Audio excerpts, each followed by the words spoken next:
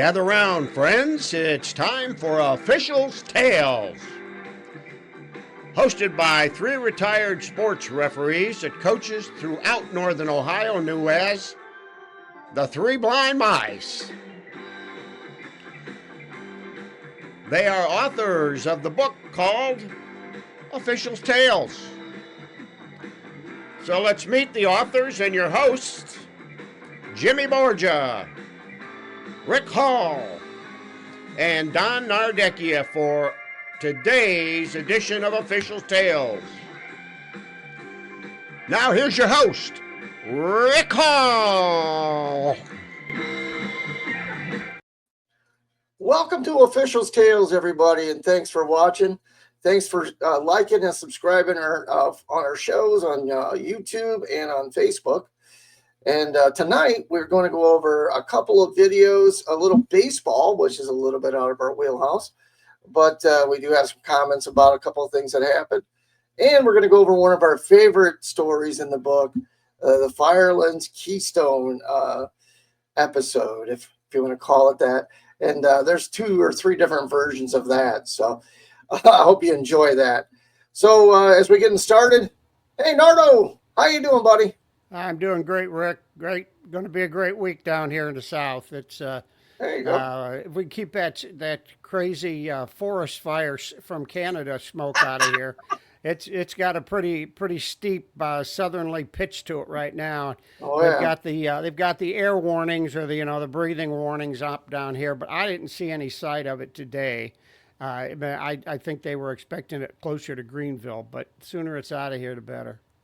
Well, for me, I wish they'd start like lighting on fire marijuana fields, so at least we get something out of it. For God's sakes, I don't care about wood smoke. Yeah. Hey, speaking of wood smoke, here's our smoky, one-eyed rough buddy from straight out of rehab. Hey, Right. There he is. Hey, Smokey, what's happening? You see how they pick on me, right? Yeah. He's down and out again. Down we go. Beverly Hills. There we what go. it No is? He's got no ceiling in that. I think he got a hold of some of that marijuana smoke. You Yeah. know. Yeah, Mary Jane. Oh, Lord. Oh, Back Lord. in the day. Jimmy, how's rehab? How you doing, buddy? Doing good. Doing good. Into the 3rd round after the initial 36 rehabs, and doing good. I slipped a couple times last week and I put on a couple pounds, but I'll have to That's all right. have to work a little harder this week. Okay, tell us now. Be truthful. Where'd you put the poundage on at? I mean, what did it? Donuts? No, They were sharing I got some smoked turkey breast, and I had a couple of sandwiches, and it's like, damn. Well, it happens. It's It that really happens. well, it's that damn Italian bread that I get, Yeah, well, yeah. Maybe you have to go to It's that. got Italian bread. You know what it's best for? Soaking up the pasta sauce after Yeah, the spaghetti's yeah. gone, baby. Roy That's RG. it. That's what it's great for. That's what Yeah. Chef Roy RG Like a said. sponge. Damn right. Hey, so to start the night off, we're going to start with a couple of videos. And we're going to launch, I believe we're going to talk about Duke first, and then we're going to go into, I think, UCLA softball. I think there's some controversy there. We'll talk about a few things. And then we'll get to your favorite book reading stuff, where Jimmy tells lies and Don and I tells the truth. So we'll Yeah, for once. All right, so here we go.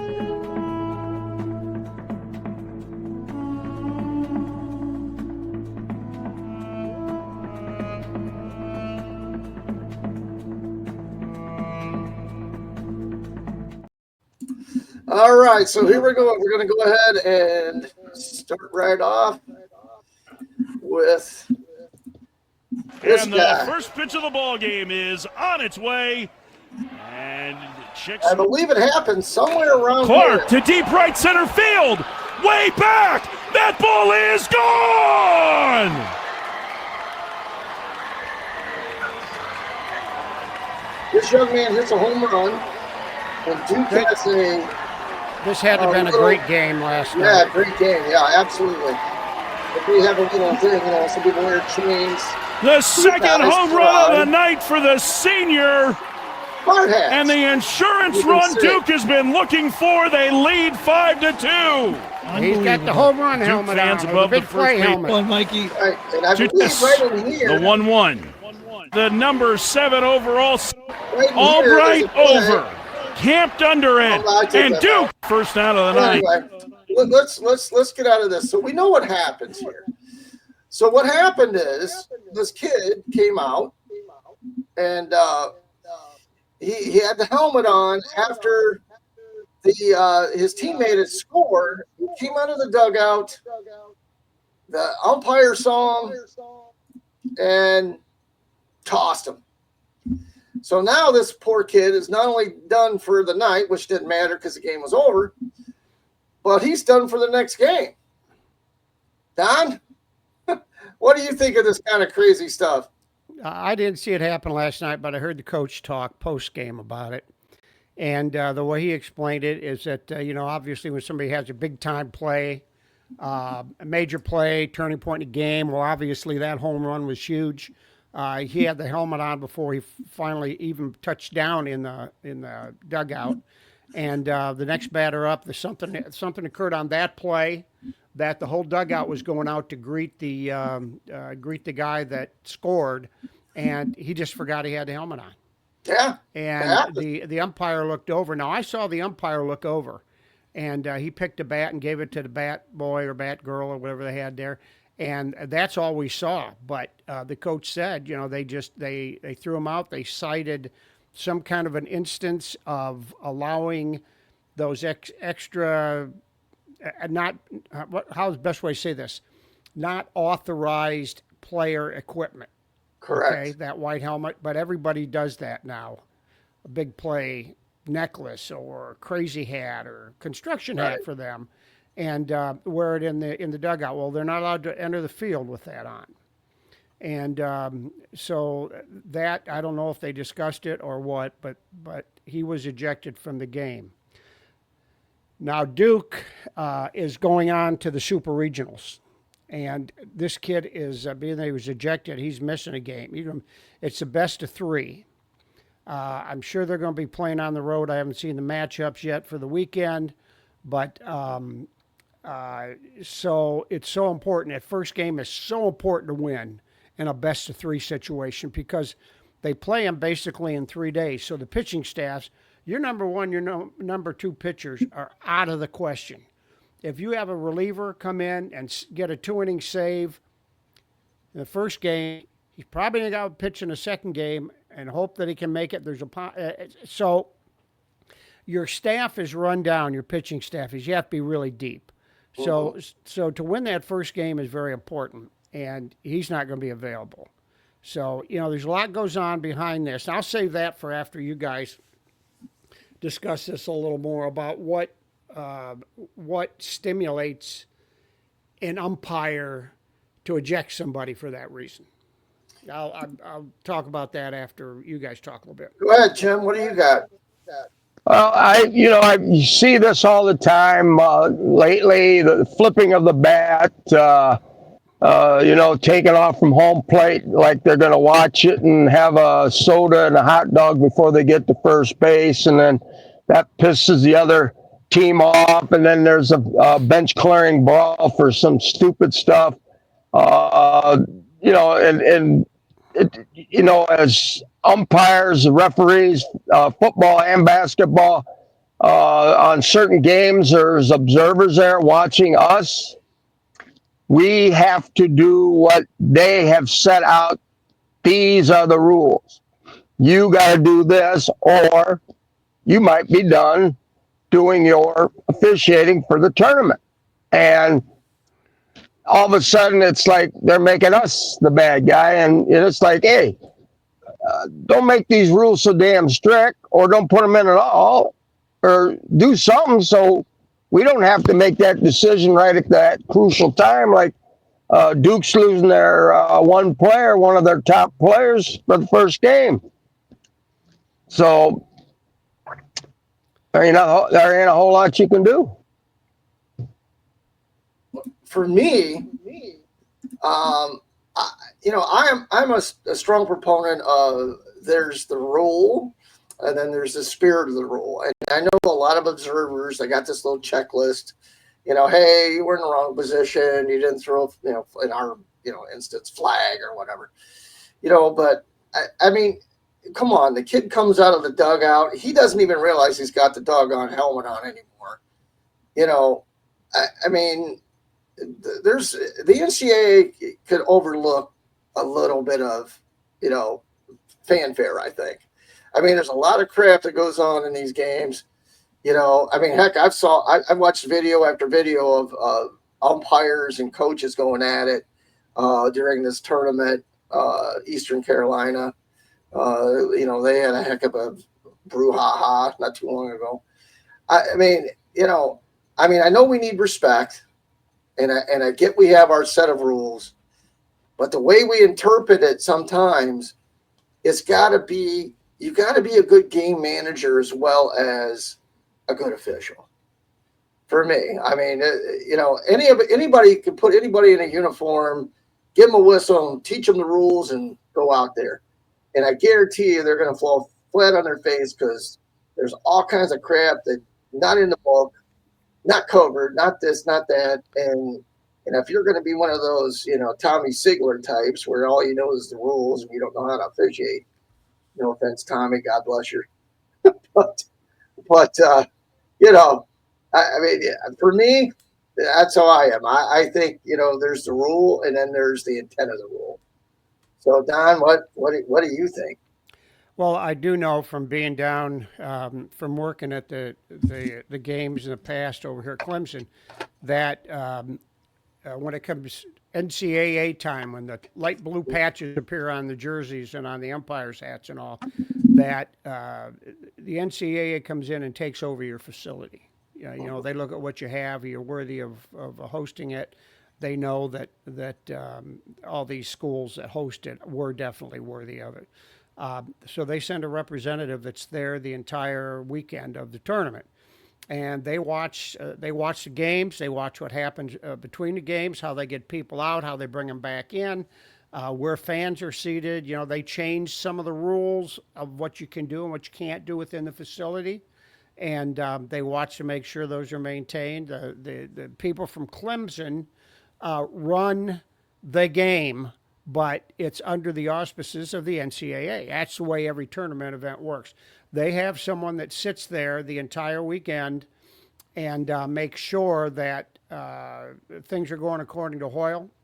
And at Clemson, they often sit downtimes on the field. There's an out-of-play area that's on the field, and they can see a lot from there. They get the feel for a lot. So my guess is the umpires are told ahead of time that we're going to enforce strict enforcement of sportsmanship, and at times sportsmanship and outward appearance of in a big moment of celebration and stuff. Somebody could do something, point right at the other team's dugout. Yeah, bat throw, you do it while you're staring in the dugout. All those little tricks to a bat flip, but the umpires are told there's zero tolerance for it, is what I'm assuming by this play here. Mm-hmm. And they're also told that there's somebody there watching you, and if you let this get out of control, if you let this stuff go, your season ends right when it ends at that facility. You will not move on to the super regional level. You will not move on to the College World Series. So we've all seen and heard that at the high school, especially in football, Rick. Oh, yeah. How Dr. Maurer always used to say, are you a pretender or a contender? Correct. For a playoff berth? We don't want the pretenders. Be a contender. I've never had any problems with the mechanics that he came up with. I thought they were excellent, but there were a lot of guys that would not adapt. And, and are those guys working in the playoffs? I'm sure they are. And are all the contenders working? Well, they may be now with the way they've expanded in Ohio. Got a center now. But back in my day, it wasn't. Many times it wasn't, and I could go on at length and talk about that. But I just think that that's what the NCAA wanted. Now, if it's not what the ACC specifically wanted during the regular season, that's acceptable.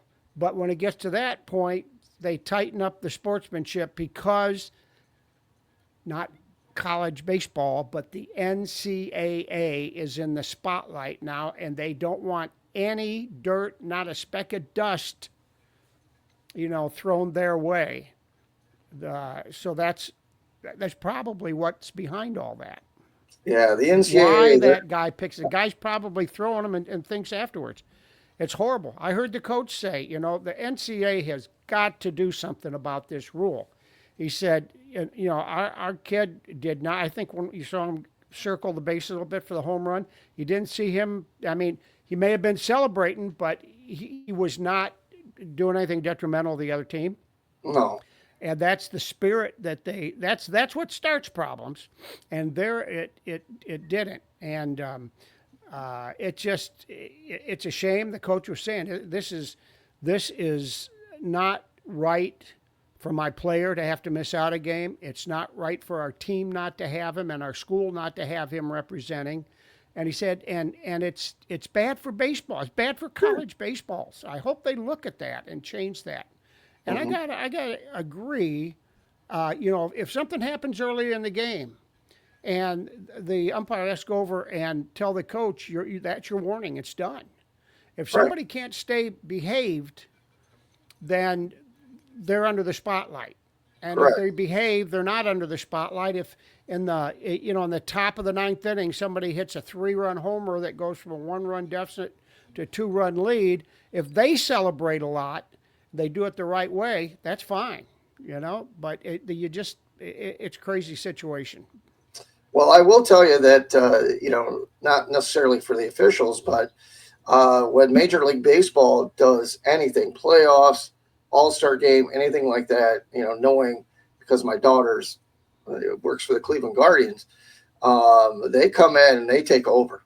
Mm-hmm. All-Star game, they're there the week before. They're there that whole week. They tell you what you can and can't do. It's a canned product, pretty much. Same thing with playoffs. So, that's kind of the way it is. I mean, I get it because she's told me many, many times, hey, this is how it is. And then there's nothing you can do. So we do have one other video. This one was actually brought to me by Chef Boyardee. So let's take a look at this bad boy. How about that? Here we go. WCWS elimination game with win over UCLA despite controversial game-tying homer. Please subscribe to RZ News for more updates. Controversy struck the Women's College World Series, WCWS, during an elimination game between UCLA and Tennessee on Sunday. Bruins first baseman Megan Grant came up to the plate with 2 outs and a runner on first and crushed a pitch off Volunteers pitcher Carlin Pickens to tie the game, or so everyone thought. Grant rounded third and headed for home to celebrate with her teammates. She didn't appear to touch home plate and a teammate needed to bring her back to make sure she did. Tennessee challenged the run and umpires reviewed it to see whether she touched home plate and whether she was assisted back to make sure she definitely made contact with it. College softball rules specify that a runner cannot be physically assisted by a teammate to touch the plate. After review, the call on the field is upheld and the run will score, the umpire announced. The runner did miss home plate and was assisted. However, that play is not reviewable, according to Appendix G. Appendix G in the NCAA softball rulebook determines what is reviewable. It was a huge break for the Bruins as they were able to extend the game. Tennessee came up in the bottom of the ninth and pushed 1 run across the plate to win the game, 5-4. Infielder Laura Mueller singled home Taylor Pinnell to win it. So here we are. So what do we think of that, Jim? This is your baby. So what do we think of that? Well, I did not see that part. in the game. I'm talking about. I had flipped this on and was watching the first inning. Tennessee come up the bat. They had runners at first and second. Infield fly rules called, or put your hands up to say fair ball, pop up, infield playable, infield fly rules in effect. Well, this happened. Ball was hit. The second baseman, I think it was, had went back probably maybe 5 feet back on the outfield grass, but the second base umpire was calling the infield fly. It dropped behind her. So all of a sudden, she picks the girl. I think the center fielder was coming in. She picked it up and threw to third, thinking there's a force play at third. But after all said and done, they had to rerun all this stuff. Wait a minute. Infield fly, the batter's automatically out. Runners advance at their own risk. Well, they threw to the girl at third base. She touched the bag. She didn't touch the runner. And then that runner, figuring that she was out because of the force play, started going home and then back towards her dugout. Now, if she would have crossed home plate, they would have got the run because the infield fly, everybody, that's how you advance at your own risk.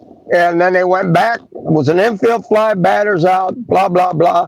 She left the field. That's the third out. Kind of, pardon me, but a shitty way to end the inning like that, when you thought you were forced at third base. So, and then, when the girl's coming home and they thought she didn't touch home plate, they reviewed it, and then they say, well, it's not a reviewable play. Well, then what the hell you have it in there for? I mean, it was as clear as day. She didn't touch it. So that's where you gotta, those rules, you gotta really change them. I mean, I was looking at something today and happened to see the thing. Today is a 15-year anniversary of Jim Joyce blowing the call at first base for what's his name to get the perfect game. 15 years ago today. If they had the replay back then, he'd have it. Yeah. He had it, Well, so what things like this do, Jim, is and Don can back you up on that, back me up on that, is like they'll change the rules based on what happens and what's reviewable. I mean, they've expanded so much in the NFL, and I know they're expanding more in the NCAA. Football, what's going to be reviewable and what's not. You can only review so much, and I believe I read somewhere that the NCAA basketball is going to add reviewable plays. Like a coach will have one or two challenges, like they do in the NBA. So now, it's just like any new rule that'll be tough to roll out. But as far as reviewable, for me, a scoring play, that should be reviewable. So, Don, what's your take? Well, if that girl left the base path to head for the dugout, I put a lot of blame on that third base coach, which is usually the head coach. Oh, yeah. For not telling her to score, run, go home. Yeah. Because usually, I mean, she probably tagged up there. Oh, yeah, close to the bag in case it was caught, and then in case there's some kind of confusion out between whoever caught it or whatever. But for her to start even jogging down the line to go to the opening to get to the bench, the coach should have had, he should have known there's not 3 outs. I mean, yeah, at those games, there are a lot of people there, and it probably does get noisy on that little pop-up, but everybody's got a referee voice or an umpire voice, and when you see that infield fly rule, you holler it. And here's the thing. In baseball, it's going to be a pop-up that's up there a little bit. You got time to see where they're lining up to catch it. Doesn't have to be caught on the dirt. It's just if an infielder can catch the ball with regular effort, Yeah. or something along those lines. A ball that is not a difficult catch. It's not, and just because the ball landed behind her, maybe it was up there. The thing is, the person catching it, if they let it catch it and pick it up, they get double play out of it real quick, real easily. You go to third, you go to second, because both people stayed there. So what you do is the batter's automatically out, and you're not going to get a cheap double play out of letting a ball fall at your feet. Right. And so in softball, a little tougher, I think, especially in fast pitch. But you can generally tell if the infielder doesn't have to turn their back to the ball to run out to get it. That's generally a pretty easy catch. And if they, if the other infielder, say it's behind second, and the second baseman comes over, shortstop's backing up, one of them calls it, I think we got a catch. So, those umpires have been around the block a few times. They know the feel you need calling that. And I know we, Jim, you and I touched base with our old buddy, Paul Pelham's daughter, Debbie, over the weekend. And Paul used to be a good one. When I was umpiring softball, I give a lot of credit to me being a decent official to Paul. One of them was Paul Pelham, because he could have fun doing a game, and he always had the game under control. Always. And as a signal that we had, we'd go 2 thumbs up, to whoever was our base umpire for behind a plate. And that was a signal for infield fly. But Paul would give it to you with people on first and third and less than 2 outs. And you had to check and look, which made me all the time look to see if it was there or not, just because you never knew when Paul was going to signal that and it wasn't. Because if it, he was just a jokester, and it was the way, everybody knew. So if I was working with one of my, what I want to say, contemporaries age-wise, Mike Carter, Kyle Jamison, Ron Vanderpool, you never knew when one of us was going to go like that when the next batter came up, and we all knew, because working with Paul, check the field first to see what's there. Yeah, that's great communication, though. That's what makes us great officials. Yeah, having fun out there. So speaking of crazy rules and how to interpret things, we're going to go right in to the Keystone Firelands story.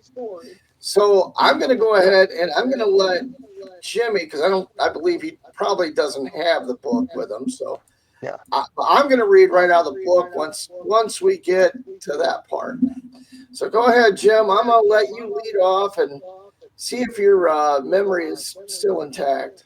Well, I think it is, but just so our audience knows, just because Don and Rick follow me up doesn't necessarily mean that they're right, but they have the book in front of them.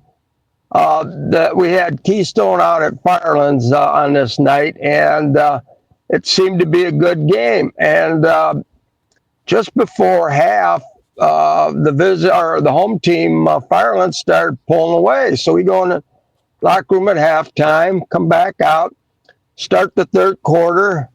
Next thing you know, there's a 15-point lead to start the fourth quarter, and Keystone's got the ball, bring it back into play. And they brought it down. They hit a basket. I believe it was a 3. Firelands takes it back down. They take a shot, miss it. We go back down the other way. They hit a quick 2, easy layup, back door. Now you've cut the lead from 15 down to 10. And but this time, as not necessarily referees, but we've coached before, some of us have. And that's when you start looking over at the sideline at the coach, like, you want a timeout to kind of take a little heat out of here. And all three of us, we were looking towards the sideline. And they took it back down again. Bam, they hit another three. Now we've cut this lead in half. You can hear the people, the fans from Firelands yelling, take a timeout, take a timeout. Like Dickie V would say, take a TO, baby. They went on a 17-0 run. Firelands come down, got a bucket to tie it. Then the coach takes timeout. I'm baffled. This is about the time where we're going to get into that call that I made. But we end up going to overtime, and in the game total, there was, I believe, 23 three-point shots.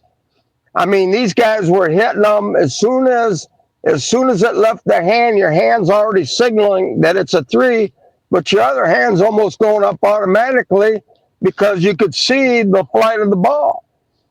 And we end up going overtime, and Keystone pulls it out. So it's like it was the miracle on ice. Do you believe in miracles? The damnedest thing I've ever seen. To have that big a lead and then end up losing it. So. Well, I'm going to read from the book a little bit. This is exactly, now Jimmy was right. They scored a crap ton of threes. We were moving up and down the floor. Like I said, as Jim said above, the game had several ebbs and flows. Not only excited the fans, but kept us laser focused for 3 quarters and approximately 6 minutes. Then one of the worst nightmares an official can have happened, the blowing of the dreaded inadvertent whistle. With approximately 2 minutes remaining in the game, the ball was passed into the offensive team's front court from the baseline.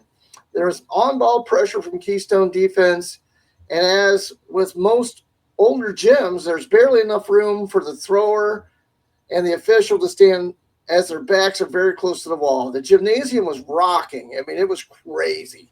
It was so loud in there. You could barely hear each other. And people were yelling. I believe this was for the conference championship. I believe. Not really sure. Can't remember. The thrower from Firelands passed the ball across the end line to a teammate who was not looking, and the ball glanced off his hip with a loud thud. The center from Firelands picked up the ball and abruptly dunked it for what he thought was the lead. However, as fate would have it, Jim thought the thud sound he heard was a kickball and blew his whistle. Now, in Jimmy's defense, it was probably on his bad eyesight, So he has to, he reads lips and, anyway. Unfortunately, this occurred just seconds before the dunk by the Firelands center. By rule, this action by the center should be considered a technical foul, and as an offense that would have awarded an offense or a penalty that would have awarded the visiting Keystone team 2 free throw shots and the basketball out of bounds. This would have surely spelled doom for the home Firelands team. All right. So after hearing Jim's whistle, I immediately looked at Don with wide eyes, and I knew the ball was in play legally and was afraid we were about to enter an oh shit moment. The 3 of us came together to discuss the play. Now, I don't know about all of our fans out there and all the people that watch. If you see officials get together, what do fans do? They go ape shit, correct? I mean, they're like, oh, they're trying to figure out a way to screw us, right? So anyway, here we are, so we get together. Jim thought it was a kickball. Don said, you thought. I told Jim the ball ricocheted off an offensive player, that no violation had occurred. Now what do? Do we penalize the Firelands player and team for what they believe to be a good play that was canceled by an inadvertent whistle? Here's where the game management portion of an official's job becomes crucial. We decided to wipe the basket and go from the point of interruption. just as we would have handled any inadvertent whistle. Now, here's the problem. One of us has to go tell the coach from Keystone, who is approximately 6'5", and weighed about a Big Mac short of 300 pounds. Yeah, so I think that was Coach Morgan. I've been thinking about his name. It was Coach Morgan. Very large individual and extremely intimidating. So I was chosen to go talk to him. You know, and as I'm walking toward him, the fans are going ballistic, and his face, the kids through the face, who knew the rule that if you dunk a dead ball, it's a technical foul. He had his arms crossed, his face was red, and his head was shaking at me. He kept repeating, "Rick, you know the rule. Rick, you know the rule." And I said, "Coach, we're not applying that particular rule in that way tonight due to the situation." I explained what happened and that we are not going to penalize the team for an official's error and was not in spirit of the rule. And we weren't going to ask him what he would want us to do if it was his team that did this. He of course, you know, he begrudgingly agreed and play resumed. So now, you know, you can imagine the fans, because I've already talked to the coach. He's mad. The fans are going ape shit, you know. And like Jimmy said, we actually did go on and play to go into overtime. Fortunately, Keystone ended up winning, you know, fortunately. And, you know, it was one of those things that, you know, what do you do? And, you know, we were just talking about umpires and making crazy calls and stuff. So, you know, I'm sure people look back at that and talk about what we did and said, "Boy, they screwed us out of that one," or whatever. I'm not sure what the hell they're saying. So, Don, what do you think? Well, you know, for the people that listen to the story, you guys telling it, that you're right on. I mean, that was one of the last varsity gymnasiums that was a cracker box, and they had some phenomenal teams out of Firelands over the years. And going there was always a challenge. Like you said, there's no room on the end line. There's 3 feet exactly, so that means you cannot move the defense back off the end line to give the guy room. Like in some places, if there's just barely less than 3 feet, then they have to stand 3 feet back on the floor to play defense. But it's really close. They have probably 7 rows of bleachers end to end on one side, and above it they've got a second floor extension where there are bleachers, not a lot. On the other side they have a stage that probably extends from about foul line to foul line, and there's bleachers up there, mostly you know, I don't know if that's visitors over there or if that was the high school kids or what, but they're right on top of you. It's always loud in there, and that's been a big rivalry. Yes. Back in those days, it was a really big rivalry between those two, and yeah, it set the stage for league championship and stuff. And you know, I remember specifically. I mean, I think I was the trail official when that happened. And when that ball went in, it was quite a thump. The guy that threw it in really clocked the guy, and it went right to the center.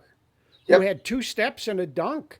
I mean, Jimmy blowing the whistle.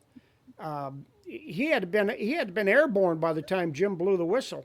Oh yeah. And thought we had a kickball, and so that was going to bring the play back and give him the ball out of bounds. But you know, with those 2 points scoring, well, sure, everybody thinks you had dead ball. But to this day, I'll stand that you know, we made the right decision, and Rick did a good job. Just, you know, I don't think you could do anything any better. We both know the rule, but here's the way we're applying it tonight. When the whistle blew, it was inadvertent. Your guy was in the air. We're not gonna nick him for a technical foul on this. We're just going to set it back out there again, and the only thing is that you took it out on the other side of the basket, because that was the hard thing about seeing what actually happened, because the ball was thrown. Jim's got the player on the large seating side of the floor. Got him just outside the free throw lane, and then Jimmy's out there. And when the ball was thrown in, it was thrown on the other side of the key, now over where the teams sit, right along the floor there. And it's just, there's nobody behind them, just a wall. And then you got that bleacher seating up on the stage. And so he didn't have a very good look. It sounded like usually a kicked ball would. I mean, it sounded like a punt. Yes. And so when we got together, I remember Rick saying to Jim, "What do you got?" He goes, "I think I got a kicked ball." And I didn't say a whole lot. I said, "What the?" I think I used the word hell. I don't know. It might have been something else. I said, "What the hell do you mean you think? You don't know?" And, it was just one of those things where it happened and it happened so quick, you don't know that it could very well happen. And then the chance of it going right to a kid almost in pre-flight to grab it and dunk it. I don't think, well, we've never seen anything like that. We knew what to do. I mean, usually you have to see something once to realize if you handle it right, if not, you'll know how to do it next time. I think I said, I have a kick ball. It sure sounded that way. Now you said, I think I got a kick ball. Sure sounded, when you said, I think, I had, Oh, no. But anyway, at least I'm using my brain. Because it was just one of the, you don't go to the coach and say, I think I had a kick ball. No. And you can tell. It was crazy. Yeah. It was crazy. You got to understand. I mean, I can't emphasize this enough. It was so loud in there, and we had such a wild game, back and forth. So many 3-point shots, and kids playing like really A-type basketball. It was great. And then to have that happen, you sure as hell don't want that to decide the outcome of the game. You just don't. The other thing too was, it's like we didn't have no timeouts, but we're looking at one another like, keep your eye on the coach here. I mean, if I'm on that side of the court, I'm not turning and running, looking towards the inside of the court. I'm looking towards the coach to see about a timeout, and whoever's on the opposite side, down or Rick or down and me or whatever, we're looking across to make sure that we don't miss a timeout. But the fans are yelling, take a timeout. And, it's like, I'm about ready to blow my whistle to take it. And, it's like, it's the craziest damn thing I ever seen. Yeah, it was exceptional. It was an exceptional you need a timeout to refocus that bad eye. Yeah, that too. I'm not too sure if I had my eye contacts at that time. I'm not sure. They've got a new school at Firelands. I'm not sure. Fun times there. That was a very tough place to officiate, and I enjoyed going there because there were good people, but you always knew that you're going to have your hands full. If it was a good game, a bad game, a blowout, or it was just going to be hard to do. The fans right on top of you, and just the acoustics in there were horrible, and just sound bouncing. The fact that there was no extended open area behind the benches on either side, that would just allowed that noise in the gym to bounce right back at you. And not been in their new place, but I'm sure it's very nice. And that was probably the last of the little ones over that way for a school that size. I'm trying to think. I think Keystone still had their. Well, I think Keystone still had their small one at that time too, and then they finally got their new one in. They did. Yeah, they've got a Butte now, and I think Firelands is pretty close. When I went to Firelands, it was a tough place to officiate before they consolidated with South Amherst. Yeah. Okay. Yeah. And that, because I remember officiating a couple of times in South Amherst gym, and I thought, boy, there's a lot more room here than over at Firelands. Why don't they, practice over here and play over here? But I think there was such a strong feeling for that kind of a sentimental feeling for the fans about the comfort and level of their players and the discomfort of the others playing in that little cracker Well, box. I think if I'm not mistaken, wasn't the benches on the same side as the stage? Yeah. Yes. Yes. Yeah. There was nothing behind Nothing. Yeah. there was nothing behind the bench but a wall. Yeah, it was horrible. But we got through it. We laughed about it. We picked on Jim about it.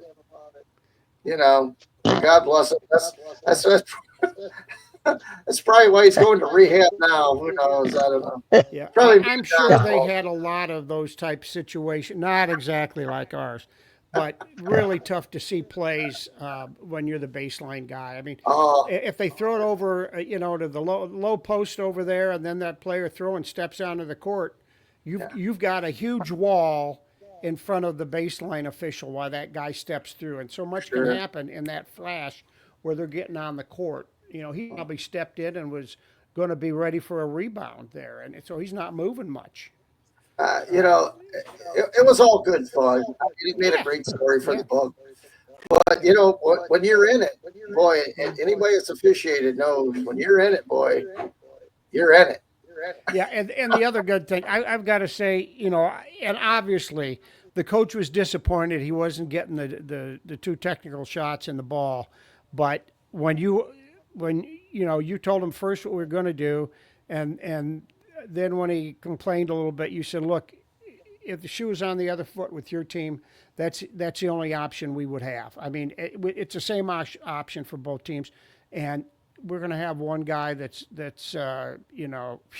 one guy that's looking for those points, and he could have carried on, ranting and raving and stuff, and really made an ugly scene. But I think he realized where we were coming from, and that was the best way to do it. And we never heard anything from a signer, commissioner, or anything else about the way we handled that. So it must have been he must have buried it, alongside crazy plays also, as far as complaining. Well, if you enjoyed that, we have many, many more in our book, which is available on Amazon. You can get it in paperback, hardback, and ebook. And if you can't wait, because you have to get them printed there, you can always get it at the Common Good. We will be running a Father's Day special coming up, and we hope that all the people out there that have fathers in their lives go out and grab these, especially if they're sports fanatics. Go out and grab these books, and I'm sure they'll have a great time reading them. Don actually had a great analogy. It's kind of like the Reader's Digest of short stories with what we put together. So I think with all that being said, I think I think that's all we got for tonight, folks. And short version. I do have something at the end here special. It's not Billy Bob or none of that stuff. So you're everybody okay that watches and listens is Yeah, waiting for it. yeah. It's not Jim Bob or anything else. Actually, I wouldn't look this up because Jimmy in the first few episodes had this box of junior mints. And we used to make fun about how these junior mints got on stuff and whatnot. So actually, this is the scene from Seinfeld. Yeah, from Seinfeld that Jimmy was actually alluding to. So hang on 1 second here, folks. We're gonna get there. Here we go. Now we'll open the peritoneal cavity, exposing the body's internal organs. Nurse, retract her.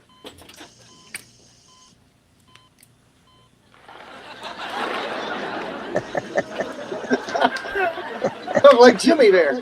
What are you eating? Yeah. Junior mints. Well, no. No, I can't see.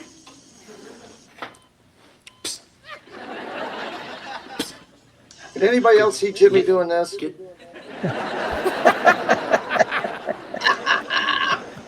the hell out of the way.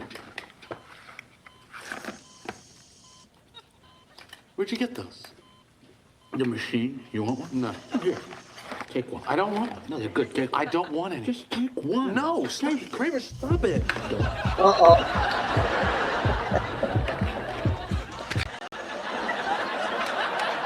Who's that?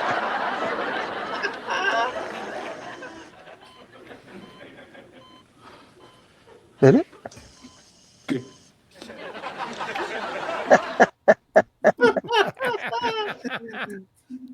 So yeah, that's why Jimmy loves Junior Mints right there. Hey, there you go. It's just like him calling a kickball. You never know what you're going to get with our buddy Jim. You never know. The Junior Mint King. Yeah. All right, guys, you got anything to say as we're going to close out here tonight? Hey, I've talked to a few people that said that they have watched our podcast, and I have also said to them, hey, take them when you watch it, make a comment. You might want to see or hear about something that you've seen at a game that you'd like to ask us.